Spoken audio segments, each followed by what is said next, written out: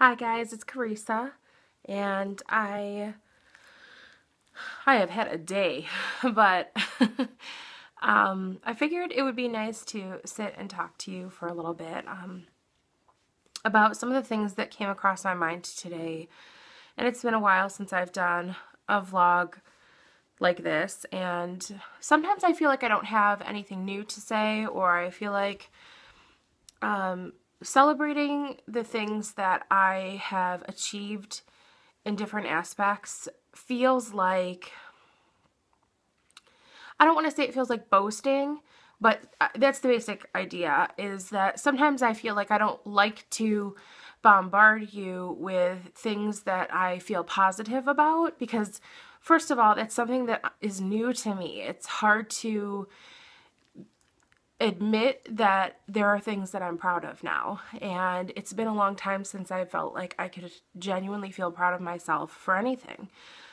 Even things that seemed like accomplishments a year, 2 or 3 years ago, I always had some kind of cloud over those accomplishments for reasons why I couldn't genuinely accept them as being something to just give myself a little pat on the back for, you know. And I think that it's important to feel proud of yourself, and I think that it's important to take pride in little things, little daily things in your life, and I haven't done that. And to say it out loud, to think it at all, and then to actually even say it out loud is a new thing for me. But I know that there are a lot of you that can relate to that, and if you have been living in a really dark place and you haven't taken a moment to really appreciate yourself for things that you are capable of and that you have made happen, you need to do it.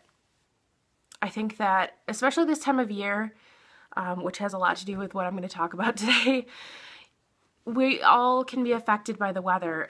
It's a little bit difficult to say, you know, oh, I feel bad for those of you where it's only 50 degrees now when you're used to it being 80, but you know what I mean. Everybody has their own version of bad weather, and everybody has their own version of bad times. And just because yours isn't as devastating as other people's doesn't mean yours doesn't matter. If you are wondering right now, if you're wondering if it looks like I'm creating pottery or something, if you think that like Patrick Swayze is going to show up behind me in a minute. Oh, Patrick Swayze.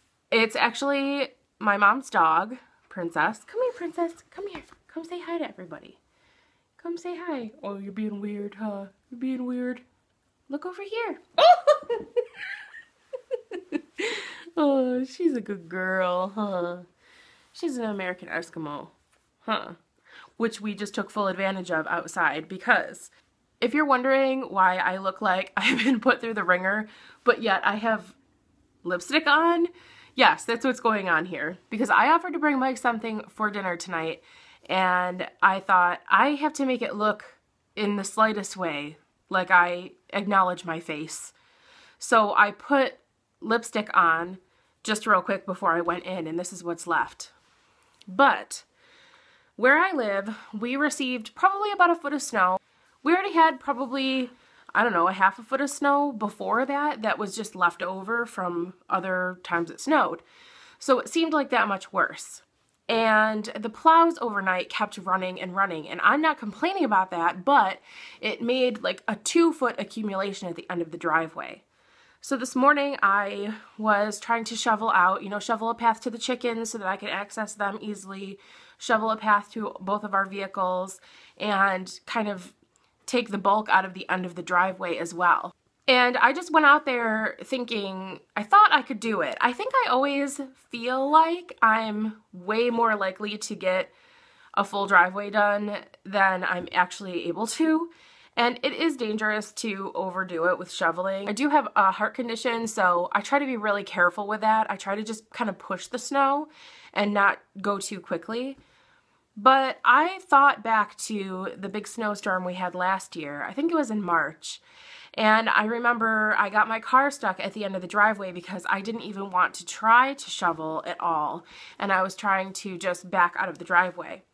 And so my car was stuck about half out of the driveway, and I was having to dig it out, and I was wheezing. I just thought I can't believe you're doing this, and I can't believe you're capable of this with only this much weight loss. Because if you had asked me, I would have said, I need to probably lose like 80 pounds before I can do any of this activity. I have so much more energy just off the bat, but then on top of that, my joints don't hurt anymore, my muscles don't feel so tight, my stomach doesn't feel so big, and it doesn't feel like it's just hanging in front of me and, you know, like having a big sack of flour in my shirt. It just really amazes me that even with this little bit of work that I've done so far, it makes me feel like a different person.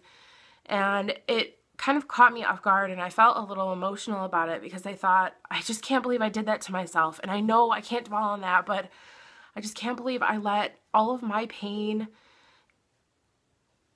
create that prison around my body. It's still here. I still got a lot to go, but it just feels a lot better so far.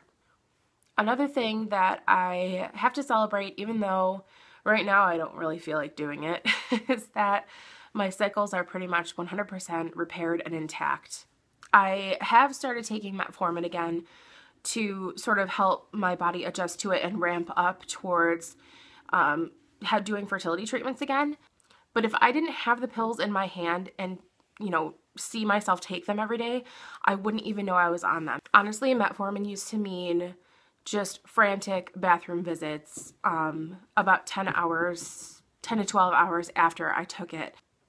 And it did help with my cycle, but it wasn't on the dot the way it is. It would show up every month, but it was kind of all over the place. Right now, my cycle is, I have a couple of different period tracker apps because, I don't know, sometimes they like malfunction or don't sync up the information properly. So I feel like I just like to have two so I can have backup, and I like to see the different, windows of time that they say for things. And they both were telling me that the first was going to be cycle day 1, and I started spotting on the first like clockwork. I even had really ferocious PMS symptoms on the 30th and 31st. So despite just not being thrilled about having my period, because who wants to have their period ever, going through the motions of it, it's just a good sign. It's just another good sign that my body is becoming manageable again and normal again, or as close to normal as I hope for it to be. I guess sometimes I also feel like I talk this up a lot. I talk up eating low carb, high fat, like it's, kind of like it's magic. And I've said before, it isn't magic. You do have to do the work, but if your body is predisposed to having insulin spikes, it does. It feels like magic because you're not eating half as much as you used to before, but you always felt hungry. I don't know. I've talked about that a lot, but I also don't think that I mentioned there are some downsides to it. I'm trying to think of what some of them, when I first started, some of you might know that I was talking about I was experiencing hair loss. There's a lot of very slight baldness in the front of my hairline, and I did a lot of reading on that, and it had more to do with a rapid amount of fat loss in a short period of time, and that it's normal, and your body kind of goes, whoa, and then your hair will start growing back in those spots. So I wasn't feeling like I was shedding a lot more, but I wasn't generating new hair, and I think that has pretty much resolved itself by this point. But I don't know, I should do a video on it because there are some things that I could talk about, like dreams. My sister and I always like to joke about having keto dreams. Because you do have really bizarre and very active and memorable dreams. And a lot of them are nightmares. They're straight up nightmares, and it is normal because when I first started, I thought, why am I having nightmares every night? And I looked it up, and there are a lot of people who report that happens. Anyway, I was walking Princess, who is basically conditioned to be able to be out in these temperatures for long periods of time. And she was taking me on quite a walk today. We were all over the place, and by the time we got back, I thought, I'm tired now a little bit, but I think it's because I've spent probably about 6 hours today dealing with things directly related to the snow. like having to clear it earlier, and I couldn't work today because of all the time it took me to clear the snow in order to leave the house to do other things. I had to get water. I don't know how much more snow we're gonna get. So I was almost out of water, and Chelsea got me all panicked about making sure I have extra water in the house. So I had a lot of errands to run. I had to go out in the snow. Everything took longer because of the snow and the driving. And then when I got back, I had to try and shovel some more. So I'm tired. I've had a long, long day of that stuff, basically. And my hair, I've just been sweaty, and then my hair just dried more and then got sweaty again. And I am going to take a shower before bed. But I was like, there's no point in taking a shower in the middle of the day because I'm just going to get sweaty again in an hour. Then my shoveling boots broke, so I had to get a pair of new boots. And I was like, who has boots this time of year? Everyone's getting bathing suits and flip-flops in. But luckily I found a pair of boots, a nice pair of boots that will hopefully last me through a couple more winters. And when I was trying the boots on, I realized, well, my shoe size is definitely changing because my feet feel a lot thinner. They just feel a lot thinner, and I feel like I can see more of the bone structure of my feet. But I have bunions, and I've always had bunions since I was a little girl, and it runs in my family. I actually have a cousin who had to have surgery on it when he was like 12. And from working in retail and being a dancer and standing a lot, basically for long periods of time, almost all my life up until the last few years, I have always aggravated my bunions. But in the last probably 3 to 4 years, I haven't really noticed them so much. And I think it's because I had so much fat around my feet that it cushioned the bunions, and they didn't feel like they hurt ever. I mean, I can't remember the last time my bunions hurt me. So now, unfortunately, my feet don't have as much padding on them, and my bunions are hurting me. But I guess that's a good problem to have, and that's something I'll have to deal with at some point. I just wanted to take a moment to kind of mark this place in time for myself, just for a reference point. I would love to see how I'm feeling a year from now and how much I can improve myself just in terms of my health. I know a lot of you guys have started a ketogenic diet or something, you know, close to it, or you're giving it a shot, looking into it. I figure sharing things like this with you is also helpful because it just lets you know that, you know, there's more than what you're even considering. I mean, my ultimate goal is to hopefully have a family of my own, you know, my own biological child without having to spend way more money and do other things.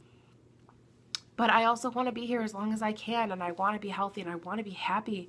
I don't want to feel the way I've been feeling for the last few years. And there are all these little things that start popping up that are positive side effects of the changes that I've made, and I didn't even consider that they were going to happen. I didn't even think that they'd happen this soon, and I didn't give myself the credit to think, hey, you're gonna be really surprised by the things you're doing today and how they'll affect you 2 days from now, a week from now, in ways that I wouldn't have predicted and couldn't have thought, would make me feel like, hey, who are you? Where have you been? It definitely makes it feel easier to keep going, coming across some of these things, especially coming off of a couple of weeks with a little bit of a stall. And by that, I don't mean a stall. It's not a real stall, because two or three weigh-ins ago, I had a gain for the first time in a really long time, but it was only 8 ounces. So I was like, oh, okay, you know, I'll take that. But then the next week, I stayed exactly the same to the ounce. I was the exact same weight. And that never happens. I never have a like same weight weigh-in for 2 weeks in a row. I have been trying to, I don't know, just change stuff up and kind of test my body and test what my body will do with certain types of foods and certain meals. And I think I just kind of overdid it. I think I got overconfident. So by the time my weigh-in came around on Friday, I hadn't been drinking enough water. I kind of just got lazy. I kind of got to a point where it's not that I wasn't trying. I was just doing things very differently, and I think it's better to make small changes But anyway, I did like a midweek weigh-in and I had hit another all-time low weight. And I thought, I know that this might not be reflected on the scale on my next weigh-in, but it does. It re-energizes me and it makes me feel like your body is just figuring this out. And, you know, seeing something like that and then also realizing that there are all these other little things, these non-scale victories, these tiny things that I didn't even think were, I guess, a problem before, but now I'm seeing it all so differently that it makes me feel like I can do this. I am doing this. I can do it, and you guys can do it too. I just feel like I wish I could box this feeling up and hand it to every one of you guys, but the best I can do is give you the information and let you know how I'm feeling. And sometimes when I say that, I feel like I'm pushing something. I don't know. Sometimes I feel bad, like I'm soliciting you guys and being like, hey, I don't know, like I'm trying to sell you something. It just feels good to have something good going on. All right, guys. Thank you so much. I'll talk to you soon. Bye.